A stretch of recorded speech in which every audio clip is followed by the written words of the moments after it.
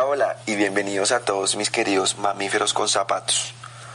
Hoy quien les habla desde cierta parte de la tierra y por primera vez, sin embargo no la última, Ricardo Correa, un personaje más que participa de esta novela. Y en la noche de hoy surge entre la luna y las nubes aquello de lo que conversaremos, aquello que nos conjura para estar acá. Platicaremos sobre algo más que interesante, algo que puede llegar a inquietarnos, pues eso nos ocurre usualmente cuando algo nuevo nos invade y de algún modo desequilibra nuestro ser, aun cuando no sepamos muchas veces qué es eso del ser. Conversaremos sobre literatura, historia y cultura. Y recordemos la importancia de este triángulo vital para los seres vivos considerados por sí mismos como seres humanos.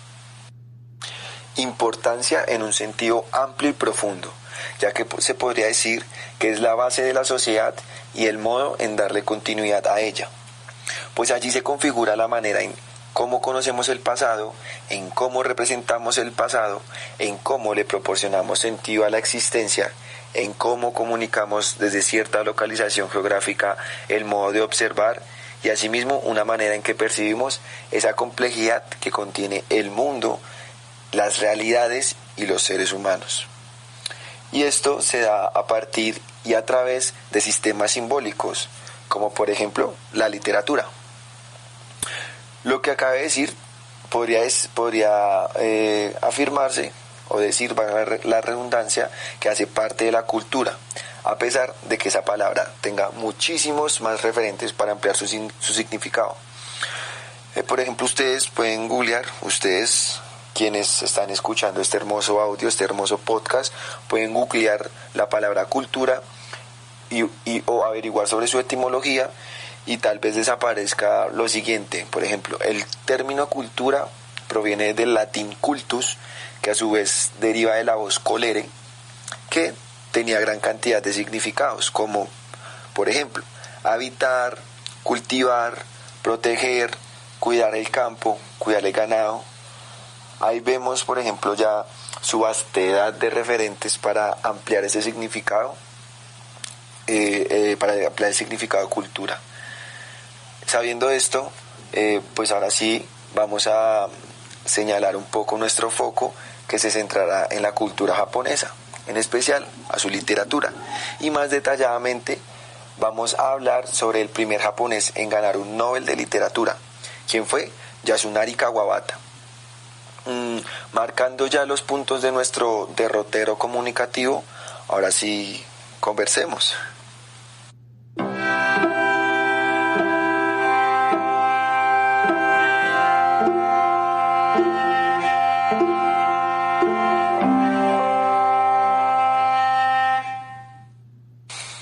Y pues en esta tibia levedad de la existencia que nos acompaña, hablaremos grosso modo del texto Dos ensayos, cuyo creador fue el ya conocido Yasunari Kawabata. Y esto pues lo haré junto con mi compañera María Camila. Este texto se compone de dos ensayos, como el título lo indica. El primer es sobre el discurso que pronunció al recibir el Premio Nobel de Literatura en 1968, un año en el cual ocurrieron varios acontecimientos coyunturales y transformadores, como en México o en Francia. Y el segundo se trata sobre algunos extractos de la conferencia que sostuvo en la Universidad de Hawái al año siguiente, es decir, 1969. Este texto fue escrito en su edad adulta ya, pues en el 68 Kawabata contenía en sí 69 años de experimentar la vida y explorar el mundo, asimismo como haber ampliado sus referentes imaginarios y sensitivos. El primer ensayo se llama El bello Japón y yo. Este nombre se lo otorgó él para el escrito. Sin embargo, el discurso se conoce como la llave para conocer a Kawabata, ya que en aquellas páginas encierran no solo lo mejor de sus sentimientos y de sus concepciones vitales, sino también lo mejor del país en que vivió inmerso, el de la belleza entendida a partir del Zen. En el texto, Kawabata va mostrando de modo auténtico y magistral, muy a su estilo, los invito a los que escuchan este podcast de algún modo a que lean su obra, algunos textos como El país de la nieve, Lo bello y lo triste y Mil grullas. Tiene un estilo muy magistral y en su estilo, en este texto de los ensayos, pues él muestra las distintas manifestaciones del camino zen en el arte y cómo de cierta manera esto conllevó a una incitante concepción de la vida. Recordemos un poco la filosofía zen. El zen, ustedes pueden googlear, como les dije anteriormente, pueden googlear todas estas palabras que tal vez no conozcan. La filosofía zen como tal, o el zen, es una escuela budista que surgió en India y se desarrolló en China con el nombre de Chan. Esta escuela zen se centra en la meditación para lograr el despertar espiritual y fundar en la conciencia la plenitud del universo. Pues según ellos esto ayuda a liberarse. Además, esta se diferencia de otras escuelas, pues no dedican mucho tiempo al estudio de textos. Ahora bien, en este texto, de algún modo es una compilación de una serie de poetas que existieron en distintos momentos de la historia japonesa. Estos poetas se fungen para Kawabata como máximos representantes de la manifestación literaria japonesa. De igual manera, son caligrafías que según el escritor Kawabata las siente como propias de él mismo.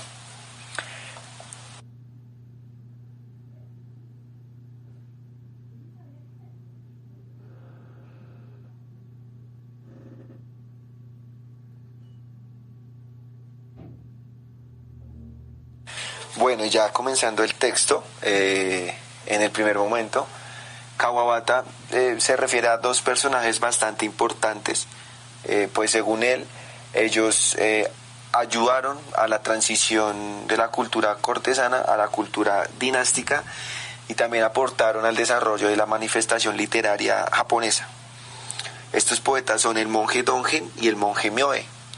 El primero, el monje Myoe, lo inserta con un poema que se llama Realidad Innata y dice así: en primavera, flores de cerezo; en verano, el cuclillo; en otoño, la luna; y en invierno, la nieve fría y transparente. En Dongen, Kawabata de algún modo resalta esa esencia de Japón, a pesar de que se pueda percibir nada más que un eslabonamiento descuidado, vulgar, mediocre, o tal vez una forma tosca de presentar imágenes de paisajes característicos de las 4 estaciones. Uno podría considerarlo como un poema o un haiku que no es realmente un poema, dice Kawabata. Pero en esa misma línea dice que ese poema es tan similar al que compuso el monje Ryokan, otro poeta que existió en 1758 y de 1758 a 1831. Y el poema de Ryokan dice así: ¿qué quedará de mí? El cerezo en primavera, el cuclillo en las montañas, las hojas de arce en otoño. En los dos poemas, de algún modo, se puede reflejar aquel relieve que se sitúa en las estaciones y en la relación entre el humano y su entorno natural. Por otro lado, Kawabata menciona al poeta La Luna, Myoe. Este personaje es, según mi lectura, uno de los favoritos de Kawabata, porque según él es quien logra comunicar una calidez del espíritu profundamente apacible y afectuoso del pueblo japonés.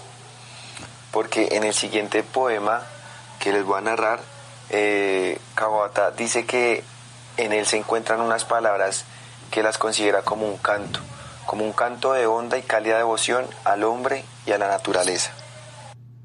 Y el poema es el siguiente: era la noche del 12º día del 12º mes del año de 1224, con cielo nublado y luna oscura. Yo estaba sentado en meditación zen en el pabellón Kakyu. Cuando llegó la hora de la vigilia de medianoche, al cabo de mi meditación, descendí desde el pabellón, situado en la cima, hacia la base de la montaña.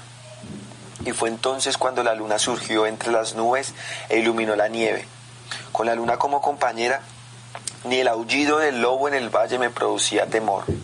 Cuando llegué al llano, nuevamente las nubes envolvían a la luna. Como la campana estaba señalando a la última vigilia, ascendía una vez más hacia la cima, y la luna, saliendo entre las nubes, me vigilaba por el camino.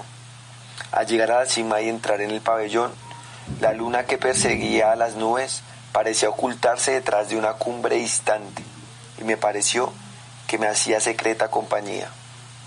Luna de invierno, que vienes desde las nubes a hacerme compañía. El viento es penetrante, la nieve fría. Leyendo y escuchando este poema, podríamos percibir por qué le consideran a Mioe como el poeta de la luna.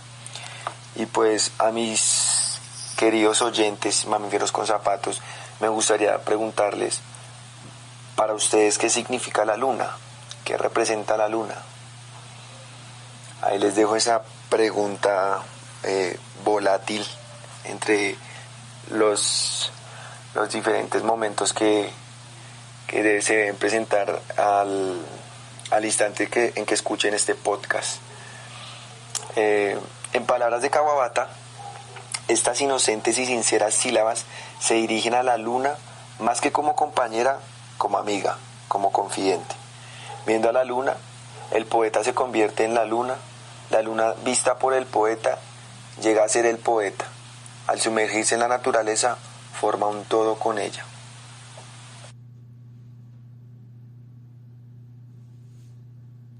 Cierro comillas. Ahí en esa cita podemos ver la importancia y la relevancia que los sentimientos humanos tienen en el arte japonesa. Bien, la nieve, la luna, las flores de cerezo, de algún modo son palabras que representan la belleza de cada estación que suceden una tras otra. Es así que abarcan en la tradición japonesa toda la belleza de las montañas, los ríos, las hierbas y los árboles. En sí, una multiplicidad de manifestaciones tanto de la naturaleza como de los místicos sentimientos humanos. Este espíritu, ese sentimiento hacia los seres queridos, es también central en la ceremonia del té, pues es el escenario en el cual convergen sentimientos comunes, un encuentro de seres queridos en un buen momento. Kawabata acá devela una clave para leer una de sus novelas, Mil grullas. Dicen porque va a decir lo siguiente, abro comillas. Podría decir, al pasar, que es erróneo considerar mi novela Mil grullas como una evocación de la belleza formal y espiritual de la ceremonia del té. Es una obra crítica, una expresión de duda y advertencia frente a la vulgaridad en que ha caído la ceremonia del té. Cierra comillas.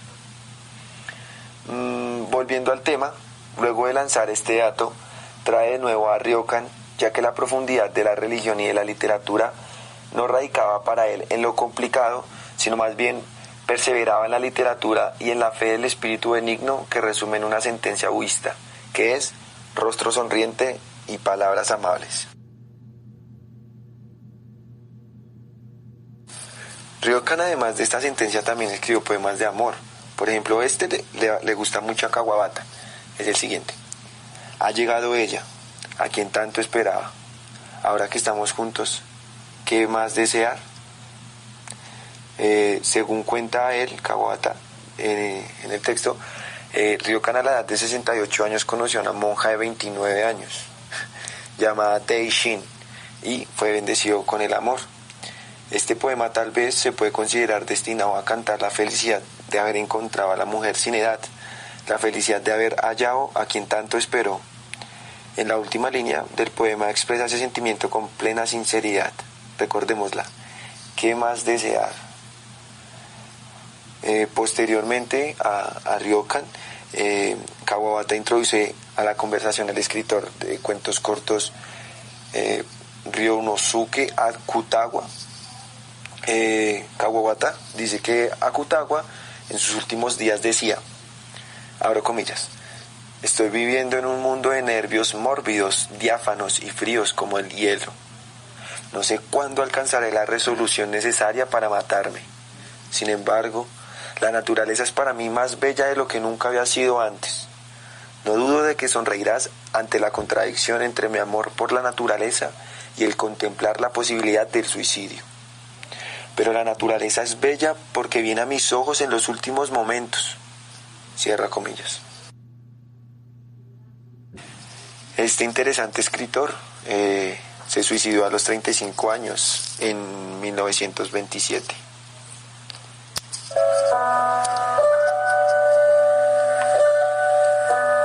Súbitamente, el agua se nos va de las manos, fluyendo.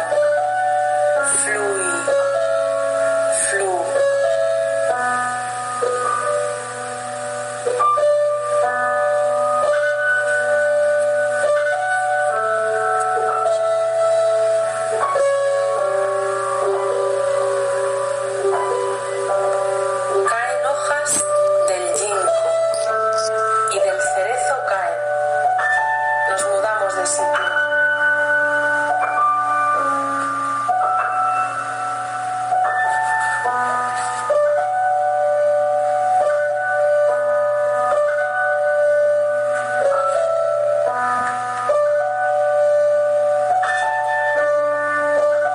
Pasado el luto, ¿cuántos mares traen niebla a cuántos mundos?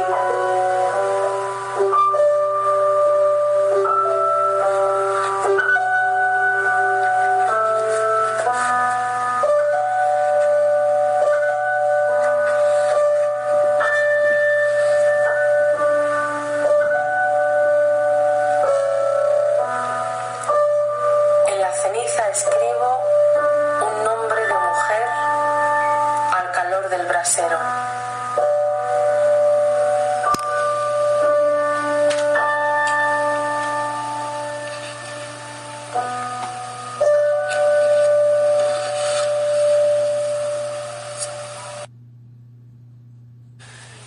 Luego de haber dialogado con Akutagawa brevemente, Kawabata integra la conversación ahora a un interesante poeta llamado Ikkyu, quien vivió del año 1394 al 1481 y además quien contempló 2 veces la posibilidad del suicidio. Y se dicen varias cosas sobre él, sobre Ikkyu. Una de ellas es que fue un severo y profundo monje zen, al parecer presunto hijo de un emperador, y su íntima preocupación fue por las verdades profundas sobre la religión y la vida. Decía algo así: si hay Dios, que me salve. Si no hay Dios, me arrojaré al fondo del lago para engordar a los peces. Y al parecer eso sí ocurrió, pues Kawabata dice que hay registros que datan que él se intentó suicidar, pues al intentar lanzarse de un pozo, pero fue detenido. Este monje remarcaba que en el Zen no existía el culto mediante imágenes. No obstante, en el templo Zen había estatuas budistas, pero en las salas reservadas para meditar no hay ni estas estatuas ni pinturas, como tampoco escrituras.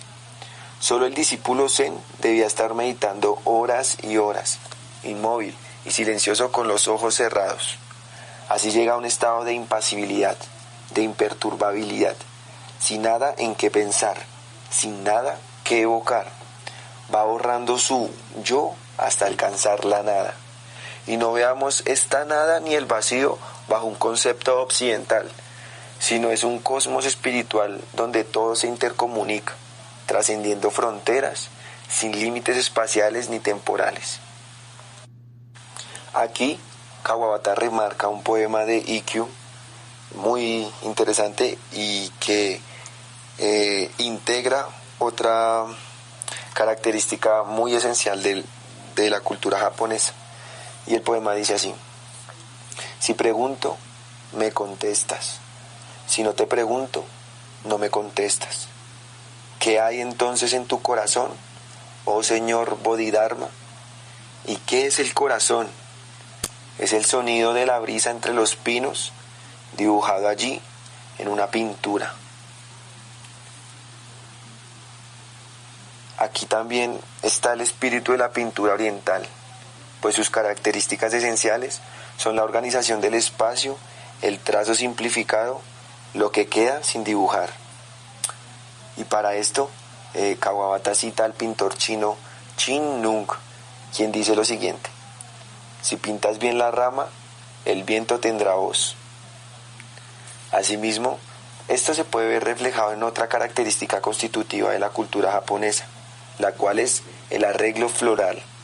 Kawabata en el texto menciona a Zen Ikenobu, quien fue un maestro de esta técnica, y dijo una vez: con una rama florida y con un poco de agua, uno representa la vastedad de los ríos y montañas. Al instante, todas las delicias afloran en su profusión. Realmente, parece el hechizo de un mago. En este sentido, el jardín japonés también simboliza la vastedad de la naturaleza. Mientras el jardín occidental tiende a ser simétrico, dice Kawabata que el jardín japonés es asimétrico, porque lo asimétrico tiene mayor fuerza para simbolizar lo múltiple y lo vasto. Esta simetría, desde luego, se puede apoyar en el equilibrio impuesto por la delicada sensibilidad del hombre japonés. Esta sensibilidad y la relación con la belleza floral se ven en la ceremonia del té. Nuevamente nos remitimos a Mil Grullas, ya que en aquella ceremonia el espíritu se puede resumir a preceptos de armonía, reverencia y pureza, y tranquilidad, que encierran la riqueza espiritual. Las salas donde se practica la ceremonia del té, tan severamente simples y sencillas, una sola flor deslumbra más que 100 flores. Los japoneses emplean la expresión mono no aguare para referirse a esta sensibilidad ante lo bello de la naturaleza.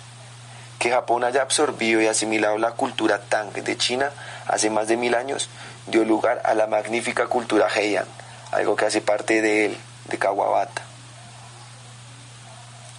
Origato.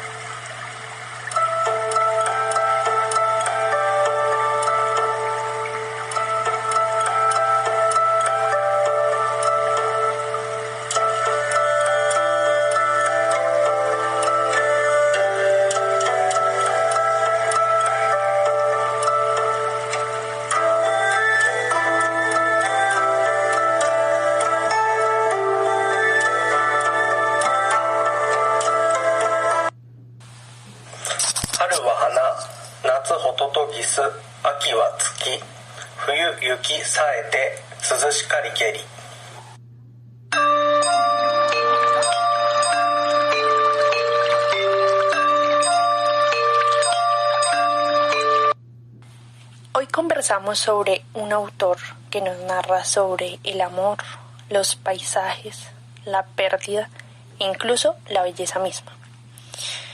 Mi nombre es María Camila Santoyo y, como ya se mencionó, hablaremos de la obra Dos ensayos de Yasunari Kawabata, específicamente del segundo ensayo, la existencia y el descubrimiento de la belleza. Este segundo ensayo abarca extractos de un discurso de Kawabata en la Universidad de Hawái el 12 y 16 de mayo de 1969. Resultan ser 3 años antes de su muerte. Yasunari se suicida en 1972, se cree por depresión, en gran parte causada por la muerte de un amigo cercano. Es la teoría que ha persistido con los años. Ahora bien, no todo es tragedia en este autor y mucho menos en este libro. Para ya entrar en materia, comenzaré con presentar a nuestra invitada del día de hoy, con la que discutiremos los temas que aborda Kawabata en este segundo ensayo.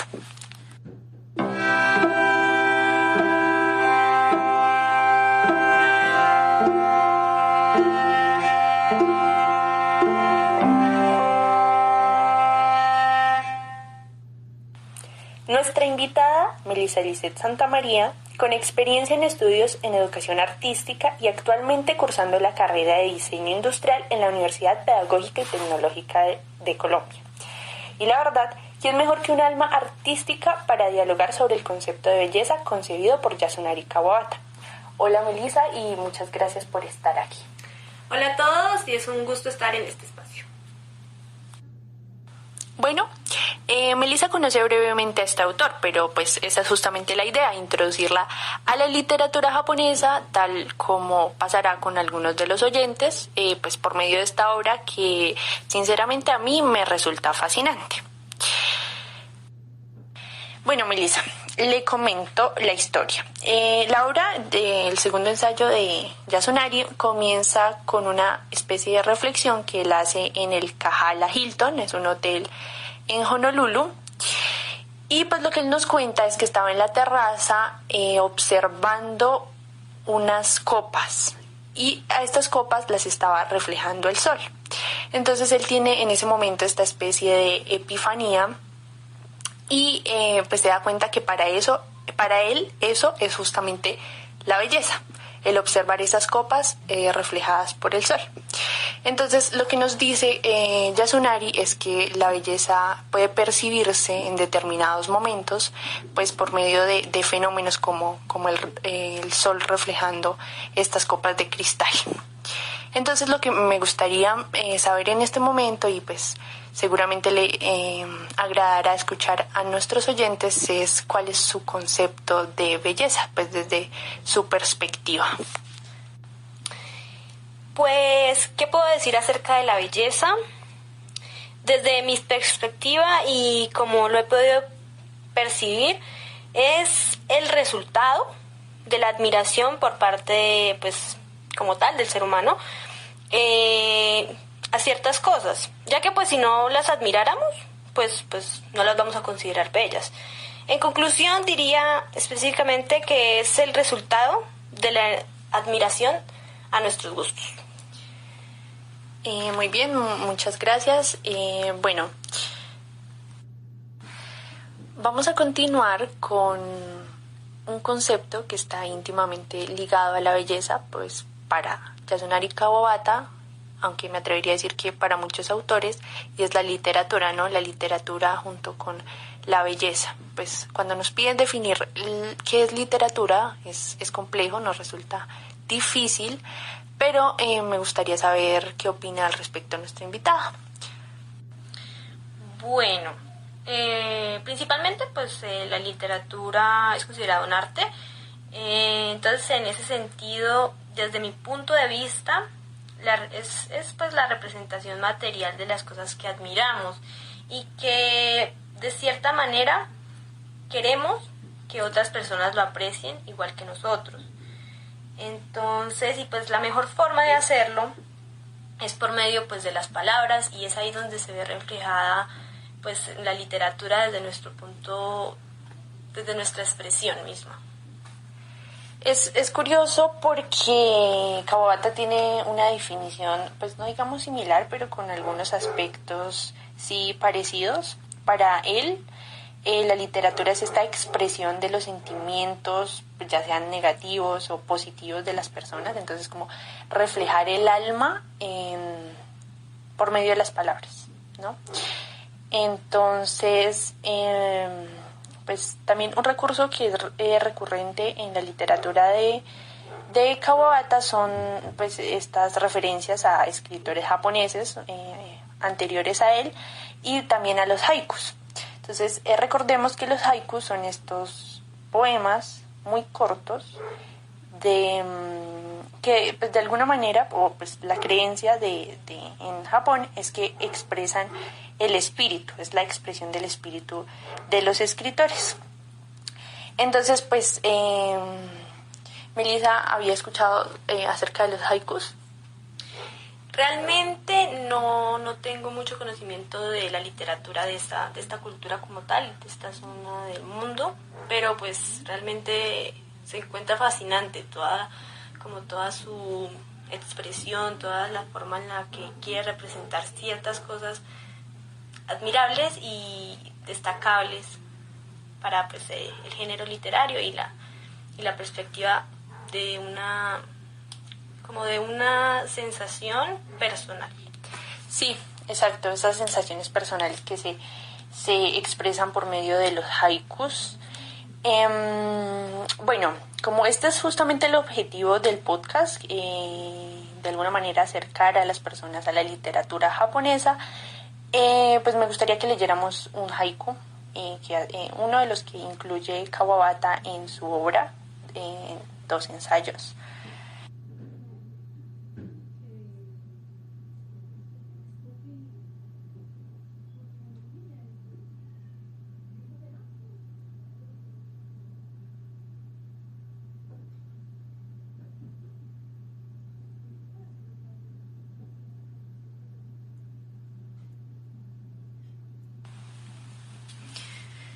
Enfermo en un viaje, mis sueños vagan por desalados campos. Este es un haiku del poeta Basho. Es uno de los escritores recurrentes, de las menciones recurrentes de Yasunari en varias de sus obras. Se pueden encontrar en varios de sus libros. Y pues se puede sentir la nostalgia de este haiku. Y pues también es un elemento que persiste en la obra de Dos ensayos. Es bastante reflexivo y nostálgico este libro. Bueno, vamos ahora con otro haiku que nuestra invitada va a leer.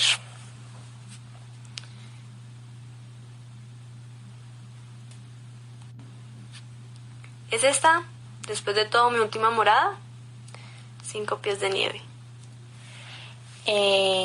Bueno, mantiene como esta postura nostálgica en este otro haiku que incluye Yasunari en su obra. Y pues me gustaría saber la opinión de nuestra invitada acerca de estos breves poemas.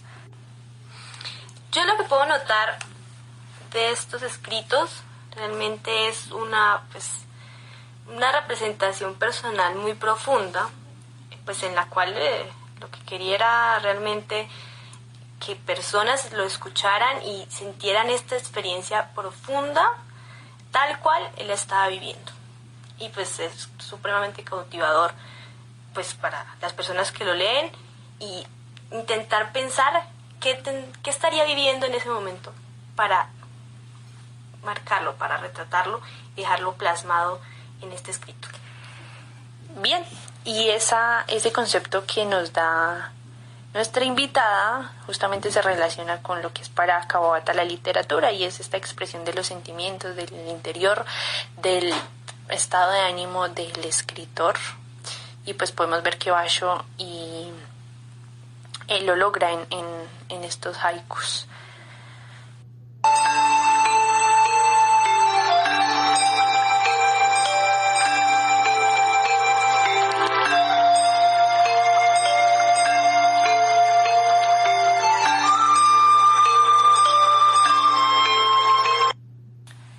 Bueno, la verdad es que hablar sobre la literatura japonesa resulta muy agradable. Le doy las gracias profundamente a nuestra invitada, Melissa. Muchas gracias por estar aquí. La verdad fue un rato muy productivo y pues me gustaría saber qué tiene para decir pues al final. Realmente fue muy, muy agradable esta experiencia respecto a, pues sí, dar un punto de vista y recibir, pues, como todo, un buen conocimiento para nuevas perspectivas y, pues, no solo para que yo las obtenga, sino para que otras personas, pues, lo puedan tomar de alguna forma. Y, pues, nada, muchas gracias por tomarme en cuenta para realizar este espacio y, pues, nada, que se siga promulgando diferentes formas de literatura a más personas. Me gustaría saber, ¿se cumplió el objetivo? ¿Está más interesada en la literatura japonesa y tal vez lea juiciosamente a Kawabata? Sí, realmente podría considerar leer este tipo de literatura más que por el conocimiento que adquirí hoy, por la perspectiva del autor, porque se puede ver reflejado que quiere expresar algo y pues en mi opinión quiero ver qué es esa expresión y pues sí, si es posible pues hay más de esos escritos que quisiera admirar. Muchas gracias de verdad y pues nada, la invitación es leer a este autor y interesarnos por la literatura japonesa que puede llegar a ser o es muy rica y nos sorprende gratamente.